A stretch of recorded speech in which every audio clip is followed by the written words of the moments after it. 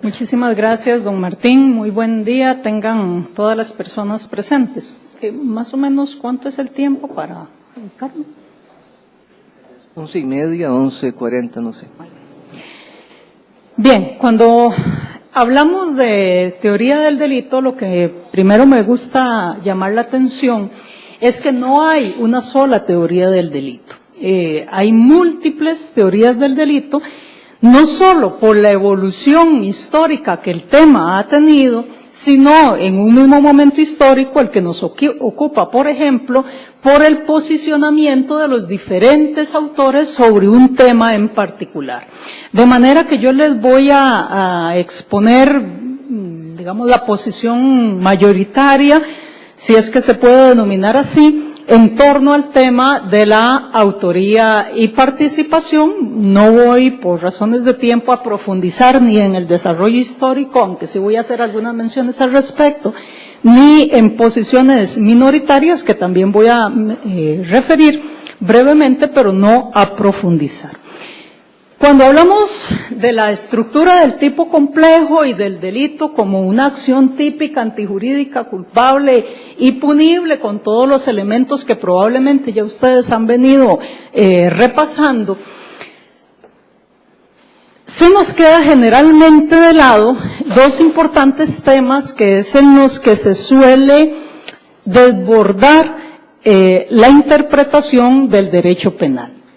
La teoría del delito es una herramienta construida en el sistema romano-germánico, porque no es generalizable a todos los países o a todas las formas de concebir el derecho, para disminuir la discrecionalidad del operador jurídico, es decir, tener reglas claras en virtud de las cuales un determinado caso pueda solucionarse en términos generales de similares maneras en diferentes partes del mundo.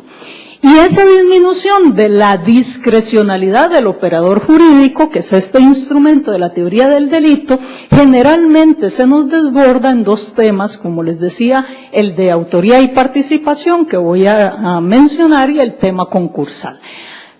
Asumiendo hipotéticamente, y digo hipotéticamente porque la práctica no suele demostrar otra cosa, que se tenga un dominio de esta estructura, es decir, que el operador jurídico, llámese juez, llámese defensor, llámese fiscal, maneje adecuadamente cada una de estas subcategorías de la teoría del delito y pueda argumentar, las maneje no solo teóricamente, sino que pueda argumentar y posicionarse críticamente respecto a un caso en cualquiera de estos temas, suele desbordarse ya el tema interpretativo cuando entramos al análisis de los temas de autoría y participación. Anteriormente, en la doctrina antigua, ustedes encontrarán que cuando se referían al tema concursal, aludían ya no solo al tema de los concursos de normas y concursos de hechos, que es lo que hoy conocemos como el concurso aparente, ideal, real o material, estas últimas categorías que están acá, sino que en esas posiciones antiguas del derecho, se aludía al concurso de personas, es decir, la participación conjunta de una pluralidad de personas en la realización del hecho delictivo. Y a partir de esa denominación, que a mí me gusta, a pesar de que ya está abandonada en la doctrina clásica, me gusta continuar sobre esa misma base, porque nos permite, por lo menos mentalmente, referenciar que en esos dos temas que les mencionaba, que se suele desbordar la imaginación jurídica o que se eliminan los límites en la interpretación del derecho penal, tiene que ver con la pluralidad de participación de personas, es decir, lo que denominamos autoría y participación. Evolutivamente en la historia del derecho no ha existido una manera uniforme de tratar este tema. Originalmente se aludía a una posibilidad en virtud de las cuales todas las personas que participaban en la realización del hecho punible iban a responder de la misma manera. Era la teoría unitaria de autor, en virtud de la cual todos iban a responder de la misma manera, no se iba a hacer ninguna diferenciación particular. ¿Y a qué obedecía esto? Bueno, a que en el fondo había una concepción de equivalencia de las condiciones, aquella concepción de la acción que también permea el tema del resto de los concursos, en virtud de la cual todo aporte iba a ser tratado en las mismas condiciones. Y en consecuencia no interesaba que se realizara en particular por cada persona, todos iban a responder de la misma manera. Sin embargo, esto continúa evolucionando hasta llegarse a lo que se denomina la teoría restrictiva del autor. En la teoría restrictiva del autor lo que se dice, bueno, es vamos a hablar de autores en sentido estricto para separar el aporte del autor respecto de otros que no realizan el hecho principal. Pero todavía eso en la evolución histórica no ayuda mucho, porque quién es el que realiza el hecho principal y quiénes no, sobre eso se emergen una posibilidad o una amplia gama de teorías. Fundamentalmente, partiendo de la teoría restrictiva de autor, que diferencia a los autores de los partícipes, aún así, durante muchísimo tiempo estuvo vigente lo que se denominaba la teoría formal objetiva. ¿Por qué formal? Porque se iba a interpretar que autor iba a ser quien iba a realizar el núcleo, el verbo típico establecido en cada uno de los tipos penales. Y ese era el elemento objetivo. Entonces, iba a ser solo autor del homicidio quien matare a otro, y todos los demás iban a tener formas de participación diferenciadas. Pronto se empieza a criticar estas posiciones, sobre todo porque ese concepto de autor, que ya vamos a ver, no engloba solo al autor directo, sino al autor mediato, al coautor y demás. Ese concepto de autor resultaba insuficiente para el tema de la autoría mediata, en donde el autor mediato no realiza por sí mismo el núcleo del tipo. Entonces, si me dejaba por fuera ese concepto formal objetivo de autor, una categoría de autoría, pues la conclusión lógica es que no nos sirve para englobar todas las formas de autoría y hay que desechar. Hubo otras posiciones dentro de esta teoría restringida de autor en donde se hablaba de la teoría subjetiva y se nos dice, bueno, autor va a ser quien realice el hecho como propio, quien lo quiera como propio aunque no realice los elementos objetivos, el verbo típico. Y los que no realizan el hecho como propio, sino que lo aceptan y lo quieren como ajeno, como enviado por otro, van a ser cómplices, instigadores y otras formas de participación. Esto pronto también se revela insuficiente en la medida en que deja por fuera algunas otras categorías de análisis y finalmente, a partir de los aportes de Belzel, llegamos a lo que se denomina la teoría final objetiva o la teoría del dominio del hecho, posteriormente afinada ya por Roxin, básicamente. En virtud de la teoría del dominio del hecho, se va a superar aquello de que solo va a ser autor quien realice el verbo típico, temas que en nuestra jurisprudencia siguen resonando con bastante fuerza. Se va a dejar por fuera aquella otra teoría subjetiva en virtud de la cual solo iba a ser autor el que quería el hecho propio y se asume entonces la teoría del dominio del hecho. Y aquí hay que tener cuidado y perdónenme quienes tienen una formación sólida en derecho penal y por la heterogeneidad del auditorio tengo que hacer algunas referencias, digamos, más básicas. Hay que tener cuidado porque se suele pensar que cuando hablamos de dominio del hecho estamos hablando de dominio funcional del hecho, es decir, que estamos aludiendo a la coautoría. No es cierto. La teoría del dominio del hecho abarca 3 categorías: el dominio de la acción, el dominio de la voluntad y el dominio funcional del hecho. El dominio de la acción, autoría directa, el dominio de la voluntad, autoría mediata, y el dominio funcional o codominio funcional del hecho, coautoría. Es importante entonces, esta es la posición mayoritaria en la dogmática moderna, que se ha ido asumiendo como válida, pero a partir de la teoría del dominio del hecho, que vamos a seguir simplificando con la sigla DH, que no se refiere a derechos humanos, sino dominio del hecho, hay que tener claro varios aspectos que son aplicables a los tres tipos de autoría, es decir, a la teoría del dominio del hecho en general. Primero, en la teoría del dominio del hecho no aplica a los delitos de infracción de deber. Y este es uno de los principales problemas que tenemos, por ejemplo, en Costa Rica. ¿Cuáles son los delitos de infracción de deber? Esa categoría de delitos de infracción de deber cobija los delitos de propia mano, es decir, aquellos donde se necesita una acción personal o corporal del sujeto activo para configurar el tipo penal, el acceso carnal con pene, y esto hay que hacer un paréntesis. Tradicionalmente, cuando uno habla del tema de la violación, le dicen, mire, es que el delito de violación es un delito de propia mano. ¿Y por qué? Yo así lo leí y en consecuencia es un delito de propia mano. No. En la doctrina tradicional se alude al delito de violación como delito de propia mano cuando el tipo penal estaba concebido como el acceso carnal. Y si ustedes van al diccionario de la Real Academia, define acceso como la introducción del pene en la vagina. Entonces, si estaba concebido así, sí es un delito de propia mano, en donde requería la acción corporal del sujeto.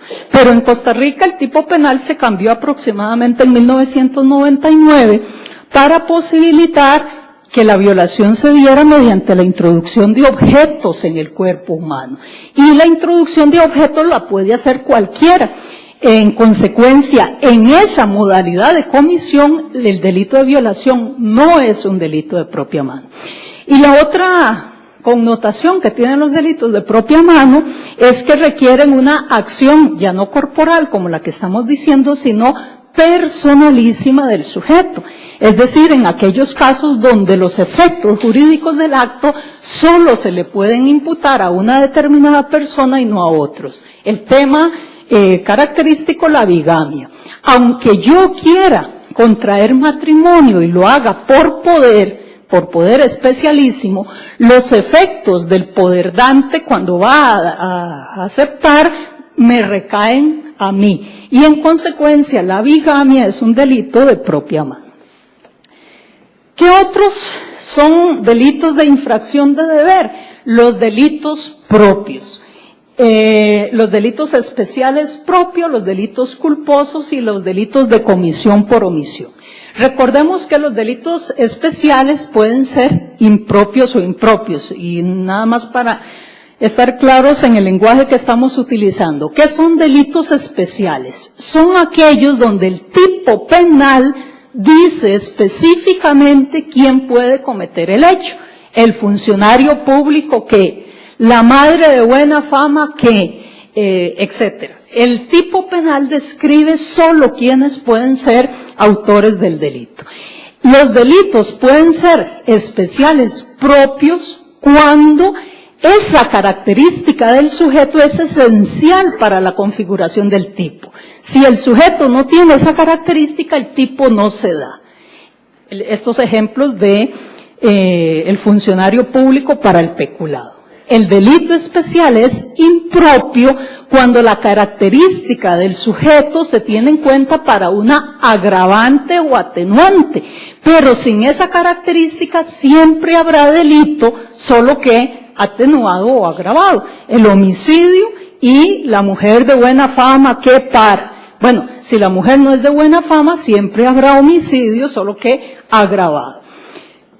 Esto entonces es importantísimo porque ya vamos a ver cuando pasemos revista a los requisitos de la coautoría.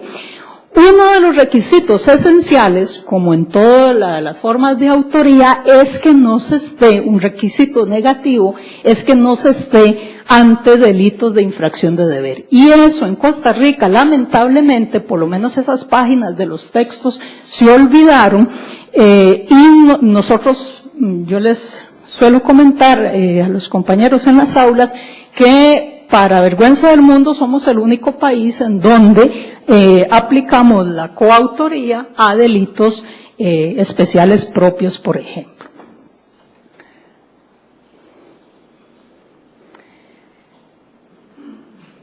Entonces, esto es una recapitulación de lo que ya he indicado. Estamos partiendo de un concepto restrictivo y no extensivo de autor. Y vamos a partir de la teoría objetiva, final objetivo o material objetiva del dominio del hecho, que tiene esas características. Es importante también, como preámbulo para entendernos, recordar algunas clasificaciones de delitos que están en la doctrina. ¿Y esto por qué? Por el tema de que las formas de coautoría o autoría mediata no aplican a algunos de ellos, y era lo que les venía mencionando. Por ejemplo, cuando hablamos en los delitos de comisión por omisión, el artículo 18 del Código Penal costarricense, solemos olvidar o solemos leer parcialmente el artículo diciendo que se comete el delito por acción o por omisión, y hasta ahí llegamos. Y no observamos que el artículo establece la necesidad de que se trate de delitos de lesión, y específicamente así lo señala.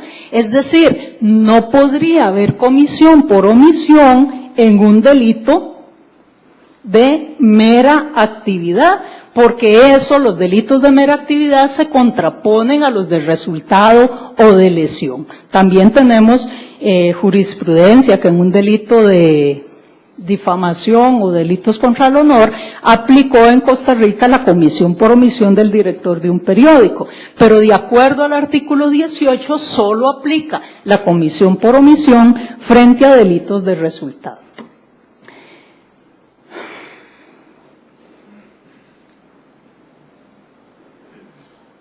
Y ahí, según los sujetos activos, que es lo que nos interesa para retomarlo ahora en la coautoría, es la denominación de delitos comunes o delitos especiales propios, delitos de propia mano y delitos de encuentro o de participación necesaria, que para nuestros efectos no nos interesa. Lo que quiero decirles con esto, que no voy a profundizar por razones de tiempo, es que no podemos hacer análisis de teoría del delito y no podemos hacer análisis de autoría y participación sin tener en claro las categorizaciones o las tipologías de delito, y eso se nos olvida con muchísima frecuencia, y uno lo observa tanto en estudiantes como en profesionales, que da lo mismo, no importa si el delito es de acción o de mera actividad, no interesa si el delito es de peligro abstracto, inclusive por ahí en ciertos tipos penales se exige un resultado y parece que se deroga todos los temas de tentativa. En fin, hay que tener claras las categorizaciones de delito cuando se va a hacer un análisis de un determinado caso y de las diferentes estructuras aplicables.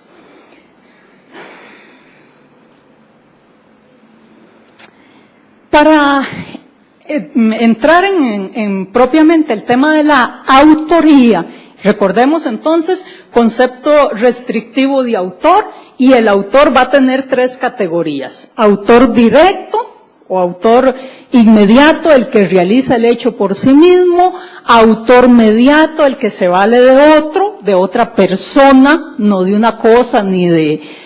La doctrina habla de un instrumento, pero ese instrumento es una persona, no es un objeto. Si la persona se vale de un objeto, un palo, una pistola, obviamente está realizando la acción a título personal y le es imputable como autor directo. Y coautor, quienes realizan el hecho conjuntamente.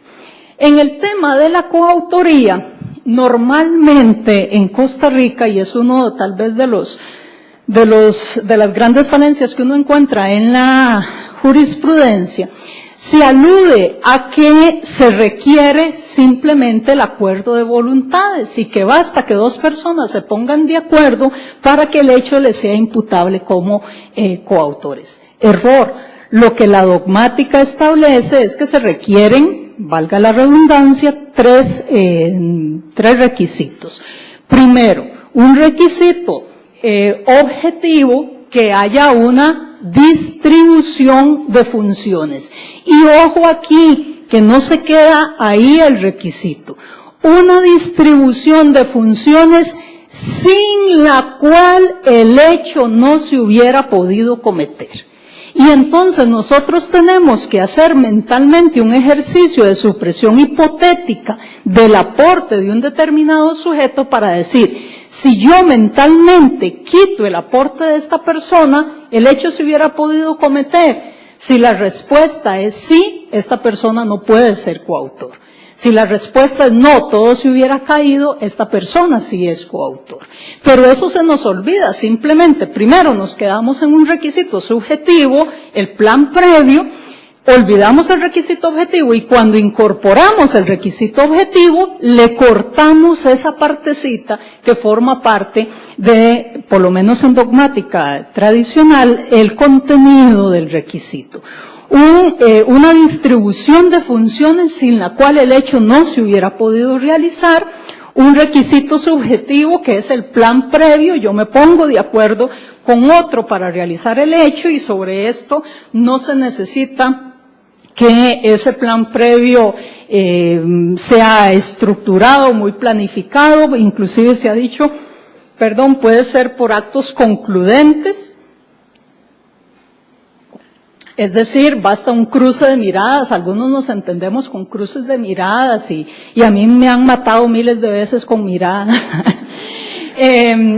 Con temas de miradas o en las personas privadas de libertad que golpeen una pared y que eso sea una clave de comunicación para un tema de fuga. Es decir, no se requiere una comunicación efectiva verbal. Bastan actos que las personas que estén interviniendo consideren conclusivo. El tema probatorio efectivamente es un gran tema, pero de momento no nos vamos a introducir en él.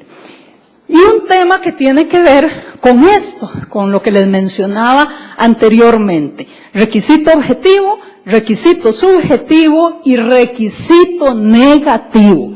No puede tratarse de delitos culposos, no puede tratarse de comisión por omisión, no puede tratarse de delitos de propia mano, no puede tratarse de delitos especiales propios. Cuando mencionaba el tema de que Costa Rica tiene el dudoso honor de ser exhibido fuera del país como uno de los pocos países en donde aplica la coautoría a los delitos especiales propios, lo que ocurrió era un determinado caso entre funcionarios públicos, y es lo típico que en doctrina se conoce como el extraño, el extrañus. Cuando dos sujetos, uno que es funcionario público se pone de acuerdo con otro que no lo es para cometer un hecho delictivo, la sustracción de los fondos de la institución pública en la que trabaja el primero, el que es funcionario público. Bueno, uno contiene los requisitos del tipo penal, es funcionario público, pero el otro no los contiene. Entonces, esta persona, aunque haya un plan previo y una distribución de funciones sin la cual el hecho no se hubiera podido cometer porque la determinación la participación, en sentido amplio de era esencial, no cumple con el requisito negativo de ser funcionario público, es decir, no podría ser coautor. En esas circunstancias, a esta persona no significa que quede impune. La dogmática normalmente trata eso como casos de complicidad o de instigación. ¿Qué es complicidad o instigación del delito de peculado? Si ocurren la comunicabilidad de las circunstancias, es decir, si esta persona sabía que el otro era funcionario público, y si no lo sabía, podrá ser autor de un delito sencillo, es decir, de un delito no propio, no especial, sino de un hurto, de un robo, dependiendo si hubo fuerza, violencia, etcétera. No significa la impunidad de la conducta. Sin embargo, en Costa Rica, en un determinado caso, se juzgó una circunstancia de esta naturaleza donde inclusive no era necesario, para efectos de temas de opinión pública que muchísimas veces pesan, forzar interpretaciones, como ocurrió, porque igual se hubiera podido sancionar a la persona, demostrada su culpabilidad por una complicidad o una instigación, que tienen la misma sanción. La instigación, necesariamente la sanción para la autoría es la misma, no se puede disminuir, y en la complicidad pues hay que fundamentar si se disminuye o no, pero requeriría un ejercicio adicional del operador jurídico, hacer esa fundamentación si la participación de entendido como cómplice, era importante o el nivel de participación. No se hizo así, sino que el tratamiento lamentablemente simbólico que últimamente tiene el derecho penal en ciertos momentos o en ciertas instituciones generó que las dos personas fueran condenadas, tanto el que era funcionario público como el que no, como si fueran funcionarios públicos.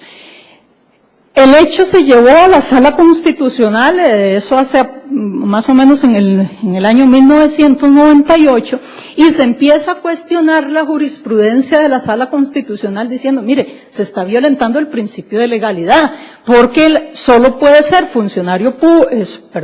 solo puede cometer este delito quien sea funcionario público, no lo es. Y si bien la Sala dice que esa equiparación es incorrecta por todo esto que dice la dogmática. Y la Sala Constitucional, en un razonamiento circular, muy particular, señala, no es inconstitucional porque la Sala Tercera ha venido diciendo que sí se puede. Eso es más o menos el argumento que se dio, y se constitucionalizó la práctica que posteriormente en múltiples casos ha venido reiterándose.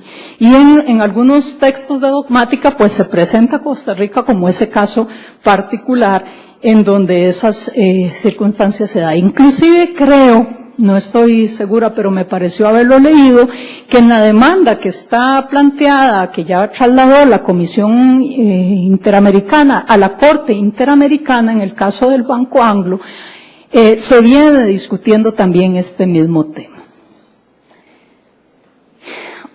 Entonces, tal vez para culminar con este tema, necesario 3 requisitos: el objetivo, el subjetivo y el negativo, y los requisitos completos. No significa que si no se da en la persona, si hay prueba en contra de ella, deba ser absuelta. No, lo que significa es que hay que analizar otros temas de participación en sentido amplio, instigación, complicidad o la comisión de un delito común. Y otro de los grandes temas que por lo menos creo que hay solo un caso en donde se ha tratado y que nos abre la perspectiva para analizar un poquito el tema de la autoría inmediata, es qué ocurre con la tentativa. Y es una gran discusión doctrinaria. ¿Qué ocurre con la tentativa en la coautoría? Por ejemplo, 2 o 3 o 4 sujetos se ponen de acuerdo para cometer un delito. Uno efectivamente empieza a realizar actos de ejecución. Recordemos que solo puede ser sancionada la persona en la fase del iter criminis a partir de los actos de ejecución, y todo lo anterior es impune en participación o en autoría individual o inmediata. Pero en este caso, como se ponen de acuerdo varios, esta persona sola inicia actos de ejecución y los otros no. Los otros todavía no han iniciado actos de ejecución, y en eso llega la policía y captura a aquel que había iniciado actos de ejecución. Pensemos que el plan era asaltar un banco, que tenía que ir a reducir a la impotencia al guarda, y una vez que eso estuviera así, entraban los otros al banco. Bueno, en lo que iba o en lo que está tratando de quitarle el arma al guarda, alguien llega y lo captura y aquellos no pudieron iniciar actos de ejecución. Y entonces es la discusión dogmática de qué ocurre con estas personas que no habían iniciado actos de ejecución. ¿Responden como autores, como coautores o no responden como coautores? Y ahí hay una diferenciación entre lo que se conoce como la solución individual y la solución conjunta. Para los autores que siguen la solución conjunta, no interesa que todos hayan iniciado actos de ejecución, basta que uno solo lo haya hecho para atribuirle este hecho a todos los demás. Para quienes sostienen la solución individual, cada coautor requiere haber iniciado actos de ejecución. Roxin es partidario de la solución individual. ¿Por qué? Porque es la regla general en derecho. Yo no puedo sancionar a una persona por su hecho individual si no ha iniciado actos de ejecución. ¿Y por qué voy a romper esa regla para el caso de la coautoría? Y entonces, frente a esta situación, necesidad de que todos intervengan en actos de ejecución, se queda cuestionando de qué ocurre o si estas otras personas que no iniciaron, que están en actos preparatorios o qué sé yo, si van a ser impunes. Y esto conduce a toda la discusión en lo que ocurrió en la Alemania nazi, lo que ocurre en las organizaciones criminales y demás, donde efectivamente las personas dominan el escenario y demás, envían a otras a cometer el hecho, pero inclusive se procuran coartadas para no estar ni en el lugar ni en el momento de los hechos cuando este va a ocurrir y no ingresan a efectuar actos de ejecución. Y entonces, frente a esta suposición de seguir la solución individual en la coautoría, él se replantea el tema de la autoría mediata.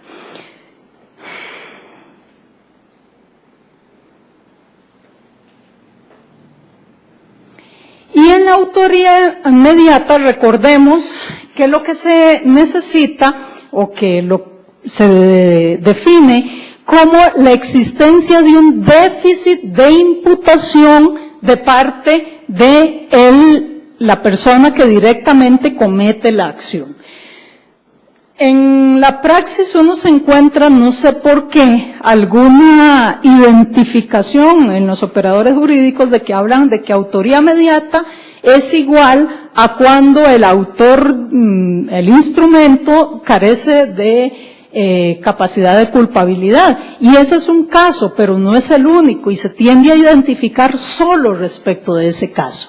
El déficit de imputación del sujeto, que ahora vamos a denominar instrumento, que es el que directamente realiza la acción típica, puede estar en cualquiera de los componentes de la teoría del delito. Por eso yo les presentaba originalmente aquella estructura de la teoría del delito como acción típica, antijurídica, culpable y punible. Bueno, el déficit de imputación puede estar en cualquiera de esos, y cada uno de esos componentes tiene a su vez subcomponentes, la tipicidad objetiva y subjetiva. Bueno, en cualquiera de esos puede existir un déficit de imputación que hace surgir la autoría mediata.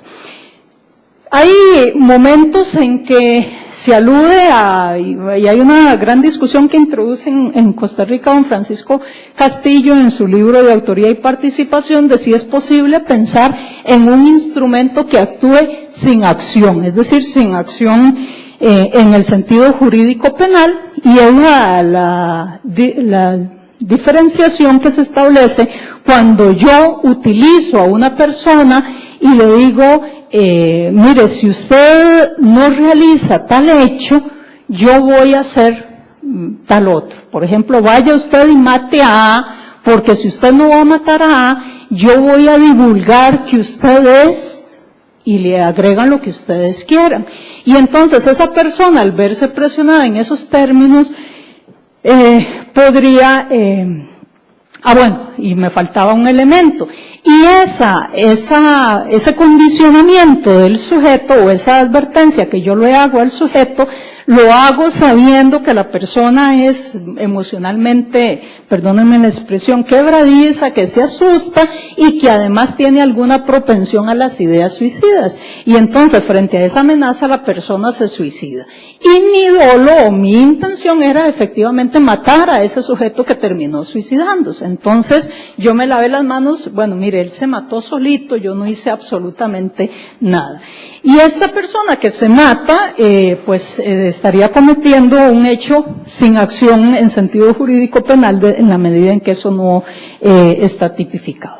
Bueno, ahí la discusión está y la diferencia entre si eso es instigación o ayuda al suicidio o si es autoría mediata respecto de un homicidio doloso depende del condicionamiento. Y don Francisco Castillo lo revela en términos del principio de responsabilidad. Si a mí lo que me dicen que me van a hacer es una conducta lícita, ese acto es simplemente dominio de la voluntad del instrumento y no le es imputable al sujeto que hizo el chantaje. Por ejemplo, si usted no mata o no se mata, yo revelo que yo voy a denunciar al Ministerio Público que usted cometió ciertos hechos ilícitos. Bueno, el denunciar es una conducta lícita y en consecuencia si esa persona tomó la decisión de suicidarse por eso que le dije, pues asumirá las condiciones del suicidio y a lo más que podría estarse, que es discutible, sería una instigación o ayuda al suicidio en este sujeto. Pero si yo lo que le atribuyo es una conducta ilícita, ahí sí cambia el panorama para un tema de autoría mediata.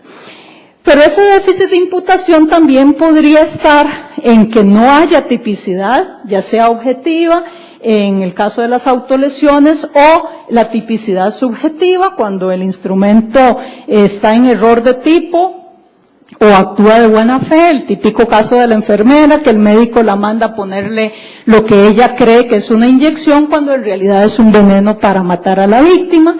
El instrumento puede no tener la calificación del autor, esto que hablábamos en los delitos especiales propios. El instrumento actúa bajo una causa de justificación, no así el autor. El instrumento está coaccionado a nivel de culpabilidad, sin capacidad de motivación, inimputabilidad o con error de prohibición. Es decir, evidentemente la explicación de cada uno de estos nos conduciría por caminos bastante que nos tomarían bastante tiempo, pero lo que quiero decir es que el déficit de imputación está en cualquiera de las categorías y subcategorías de análisis de la teoría del delito. Y esa era la teoría tradicional en materia de autoría mediata. No se pensaba en que el instrumento, que repito, debe ser una persona, debe ser un ser humano, porque normalmente a veces dicen, mire, cuando yo entreno a un perro para matar a una persona, no, mire, el perro es un objeto y en consecuencia si usted lo entrenó y el perro va y mata, eso le está atribuible a usted como autoría directa, no como autoría mediata. Lo que se ocupa de instrumento, y eso es lo que puede confundir, es una persona que actúe con un déficit de imputación.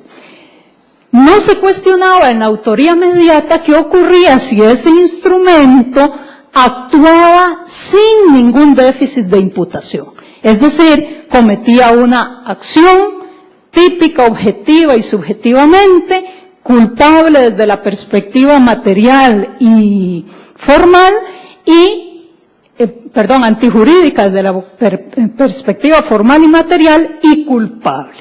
Eso no formaba parte del tema de la autoría, hasta que Roxin, precisamente por haber acogido la tesis de la solución individual en la coautoría, señala, bueno, estas personas que no intervienen en actos de ejecución, en realidad cumplen con el presupuesto de la autoría mediata, que es el dominio de la voluntad sobre el instrumento.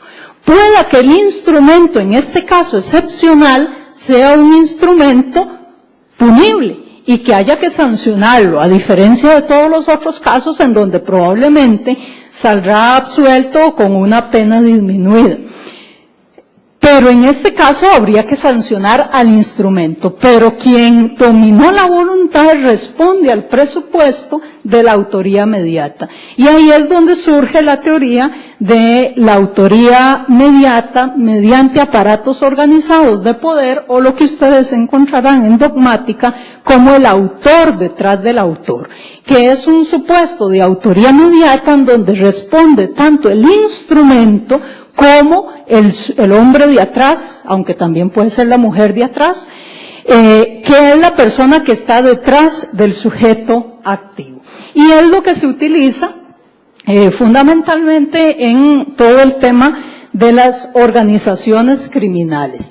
El tema de la fungibilidad del instrumento. Yo lo mando, tengo una planilla de sicarios y envío a cualquiera de ellas a matar a un sujeto. Si este sicario no me obedece, probablemente me deshago de él también, y no mediante el pago de prestaciones laborales, y envío a otro a que cumpla el trabajo. Es decir, esta persona, aunque responde penalmente, es absolutamente fungible para los planes de la organización. Y por eso se habla de autoría mediata en aparatos organizados de poder, que es una construcción dogmática que a mi juicio no es contraria a las regulaciones de nuestro Código Penal y se puede aplicar perfectamente sin presentar los inconvenientes que ha venido presentando la forma en que se ha manejado el tema de la coautoría en estos casos.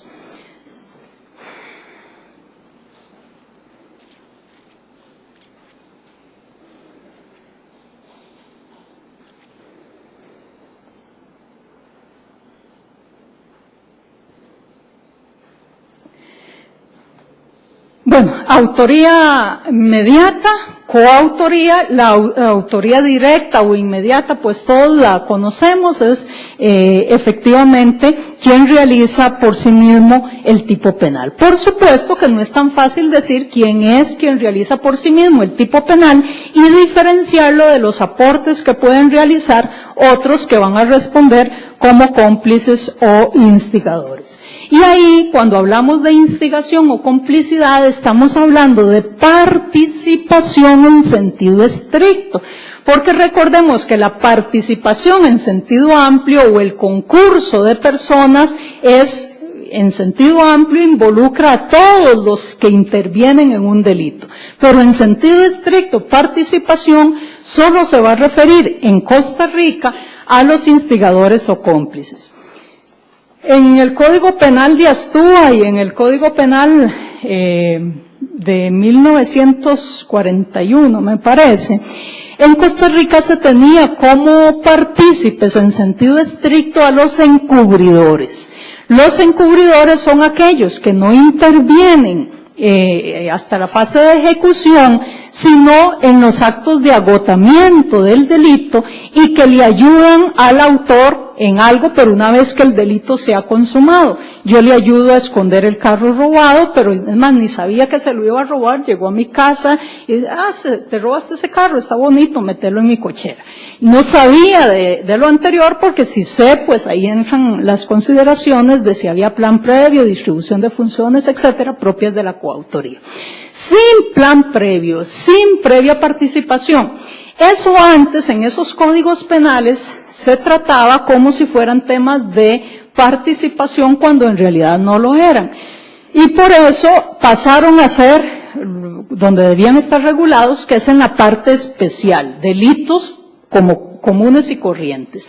Pero hay que tener cuidado cuando ustedes analizan el tema de la participación, o cuando analizamos, el tema de la participación, determinar si esa persona tenía participación previa o conocimiento previo del hecho, porque estas palabras, no las recuerdo literalmente cómo las establecen los tipos penales, es lo que van a marcar la diferencia entre una instigación o complicidad, por ejemplo, a un robo agravado, a un delito de receptación o receptación de cosas de procedencia sospechosa o encubrimiento, que no implica poca diferencia en pena. robo agravado de 5 a 15 años, encubrimiento hasta 3 años de prisión. Entonces, este análisis de si había acuerdo previo conocimiento del hecho es lo que rompe, es decir, si se sabía de previo a la consumación o a posteriori, lo que rompe la diferenciación de si estamos hablando de participación en sentido estricto o delitos de encubrimiento. La participación en Costa Rica solo aplica para delitos dolosos.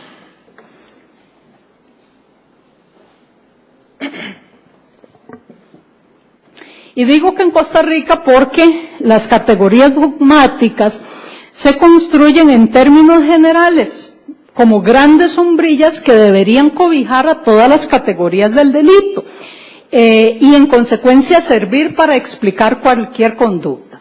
Obviamente el legislador es el que regula de formas específicas cada uno de estos temas.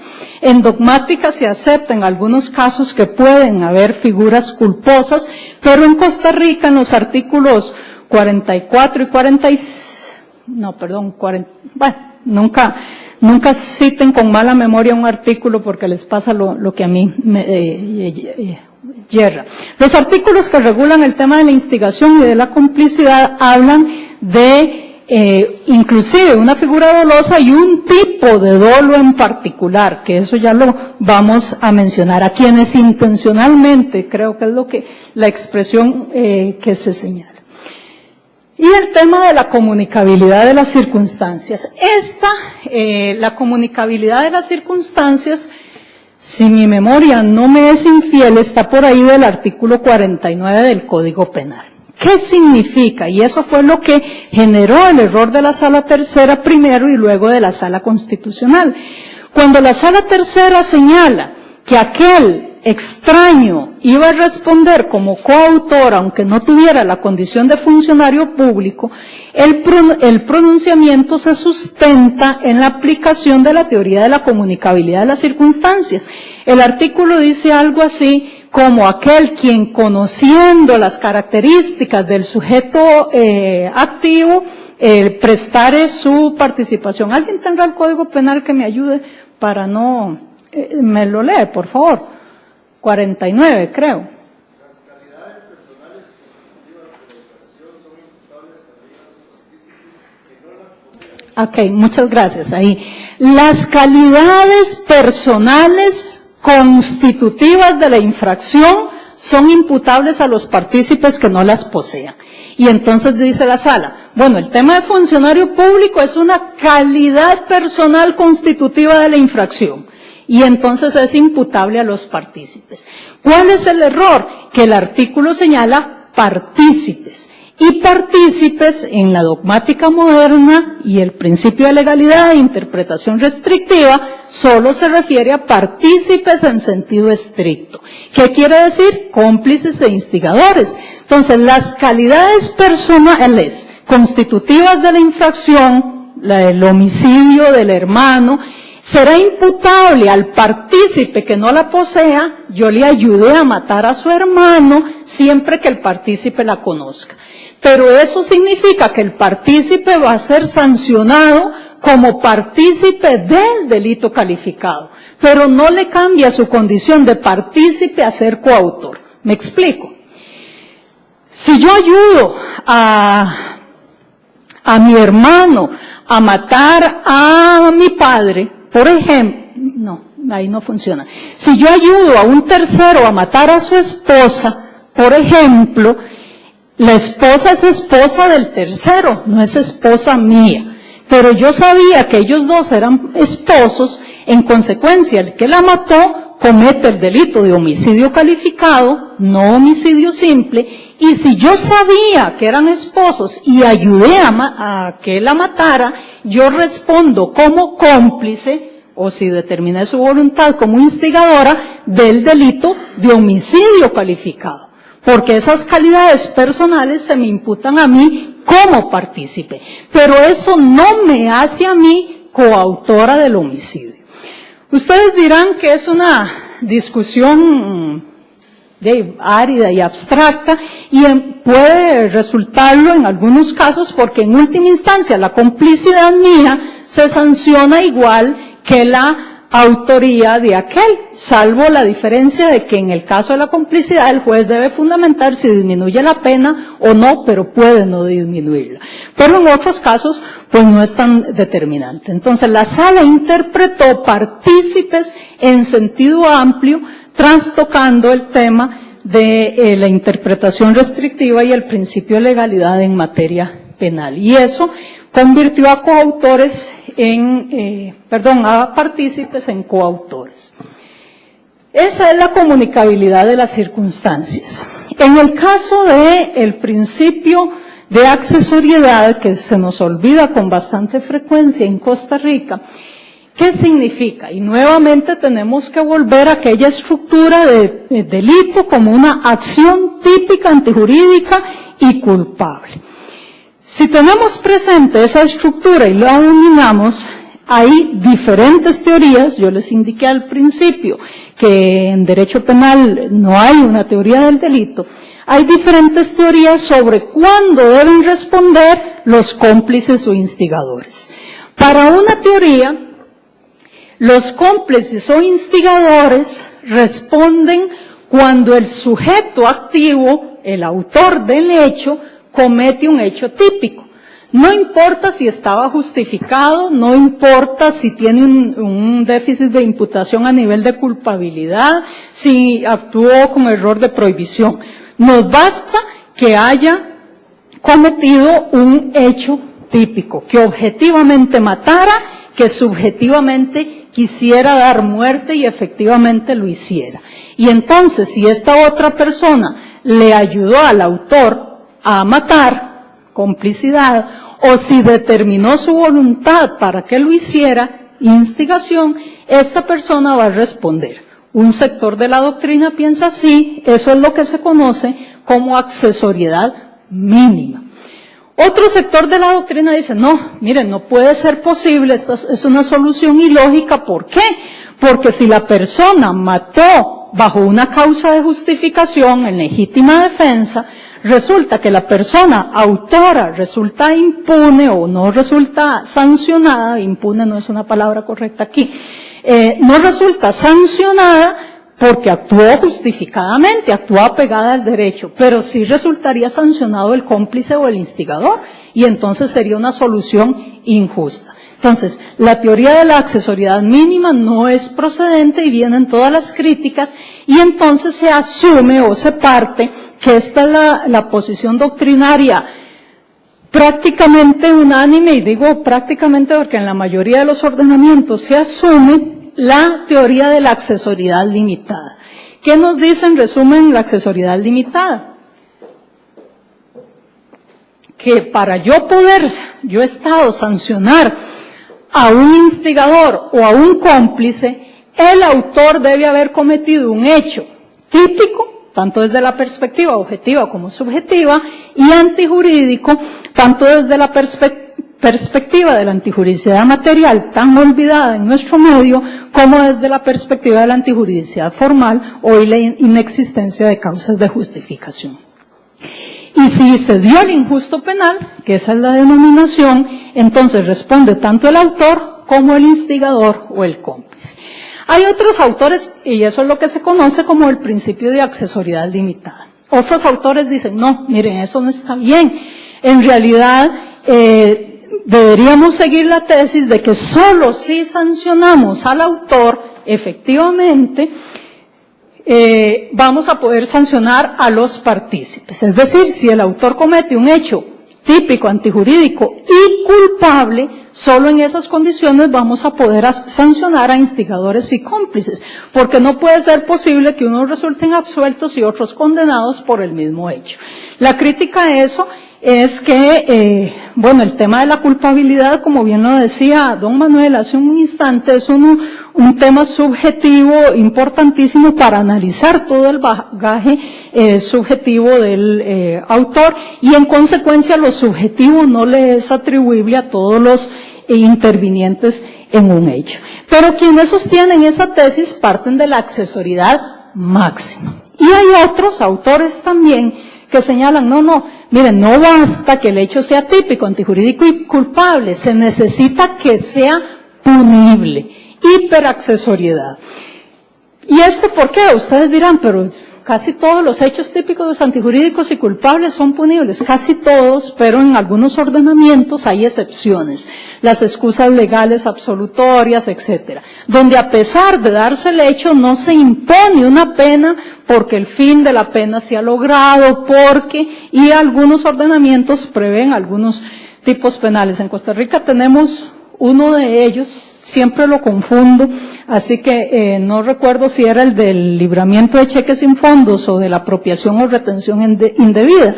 En uno había una condición para iniciar el proceso y en otro había una excusa legal absolutoria. Creo que es en el libramiento de cheques sin fondos, que dice, sin embargo, no se impondrá pena si se devuelve el importe del valor del cheque. Me parece, pero no estoy segura.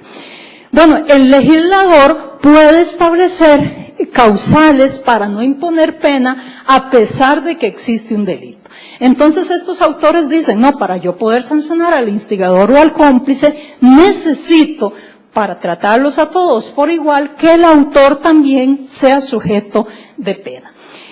Por demás está decirles, como lo reiteré, o reiterar, que la mayoría de la doctrina sostiene la teoría, el principio de la accesoriedad limitada, es decir, basta el injusto penal, porque el tema de la culpabilidad y el tema de la punibilidad son en general acciones personales que no tienen por qué atribuírseles a cómplices o instigadores. Bueno, eso en general. En los textos que yo los invito siempre a leer de don Francisco Castillo, sobre este tema, él menciona una discusión que se dio en Alemania, que es la misma que nosotros tenemos por acá. El principio de legalidad en materia penal nos obliga a interpretar restrictivamente.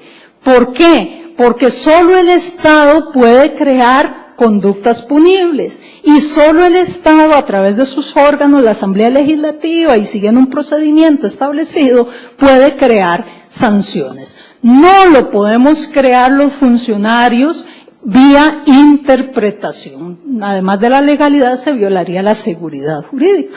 Y en materia penal se considera que derivado de la interpretación restrictiva, derivado del principio de legalidad, está la interpretación restrictiva, y que la forma más adecuada de interpretación restrictiva está atenerse al lenguaje común, es decir, acudir a lo que algo significa en el diccionario del idioma que nos corresponde, que es la forma aceptada de la connotación de un determinado término.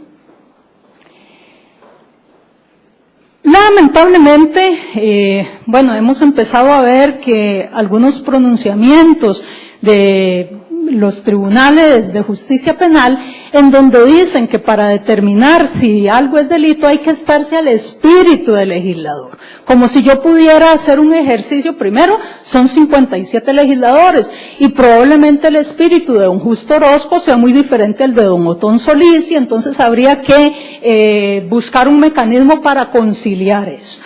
Evidentemente no son métodos de interpretación válidos, pero no en materia penal, son válidos para la materia civil, para la materia de familia, la materia laboral, pero no para materia odiosa, no para materia que implique sanciones, como sería la materia penal. ¿Por qué toda esta digresión? Bueno, porque si nosotros leemos el artículo de la instigación y de la complicidad, si me hace el favor, tal vez que perdone que lo moleste. 46 por ahí.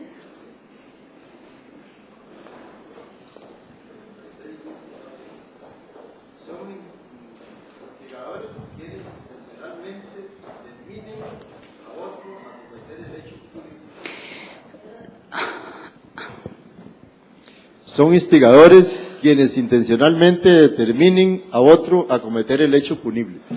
Artículo 46 del Código Penal. Primero, intencionalmente. Establece que solo se puede cometer la instigación por dolo, y no por cualquier dolo. Recuerden que hay diferentes dolos, dolo directo, dolo de segundo grado, dolo eventual, dolo de consecuencias necesarias, ahí hay varias denominaciones.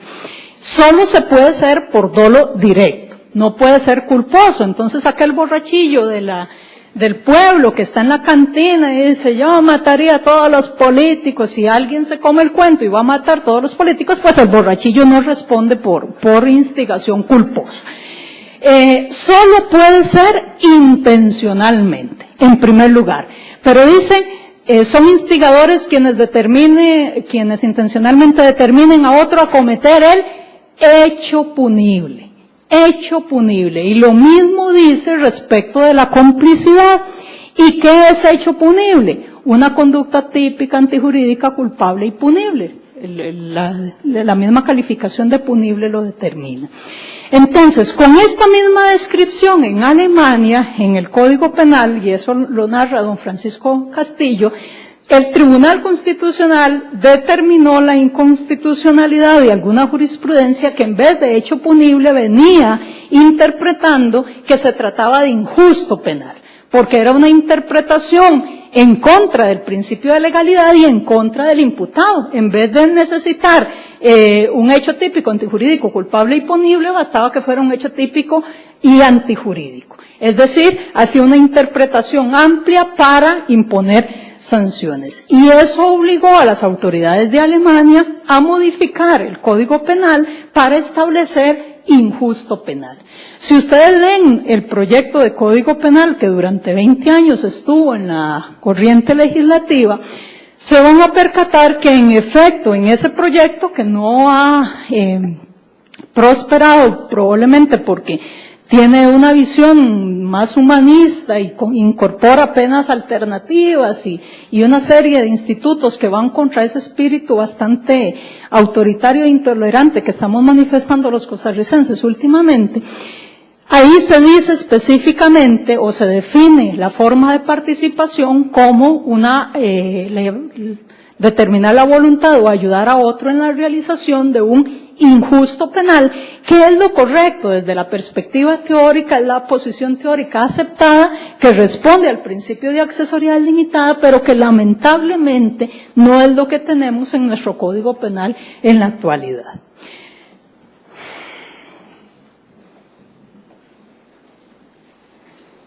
Bueno, ahí ustedes tienen, para que no me crean a mí, la referencia de las páginas de don Francisco en el texto que traduce o que menciona los textos del voto del Tribunal Constitucional y de la ley alemana.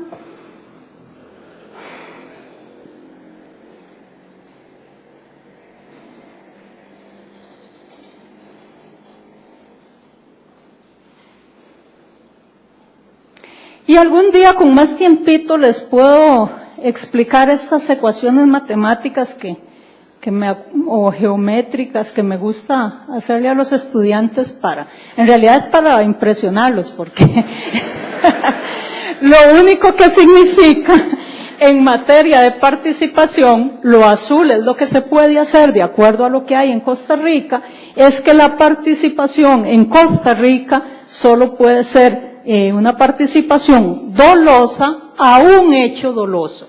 Yo, aunque quiera participar dolosamente, no lo puedo hacer a un hecho culposo. Lo rosado es lo que hay alguna discusión en nuestro medio y lo rojo discontinuo, lo que no es aceptado ni siquiera en dogmática.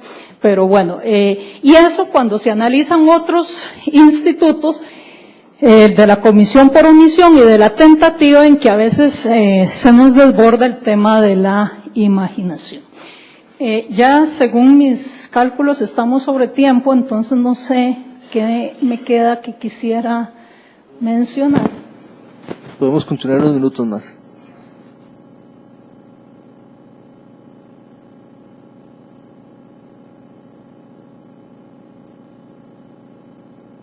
Yo les suministré esta presentación a los organizadores para que ustedes estudien, digamos, con más detalle los temas. Ahí están las fuentes de la información, los votos de la Sala Tercera sobre la comunicabilidad de las circunstancias, el texto de don Francisco, etcétera. algunos otros polémicas que hay. Y en realidad quisiera terminar con esto que siempre me gusta mencionar. Cuando nosotros vamos a un hospital público, la mayoría de nosotros, o particular, y alguien llega y nos hace un mal diagnóstico y producto del mal diagnóstico nos amputan o nos extraen un órgano, un miembro, nos lo quitan, etcétera, nosotros no dudamos en decir que ahí hubo malpraxis porque obedeció a un error de diagnóstico. En el caso del derecho penal, lamentablemente, también existen malas praxis. Lamentablemente, que uno las ve con bastante frecuencia hoy, que quedan impunes y que afectan la libertad de los seres humanos, o bien otros bienes jurídicos, la propiedad y demás.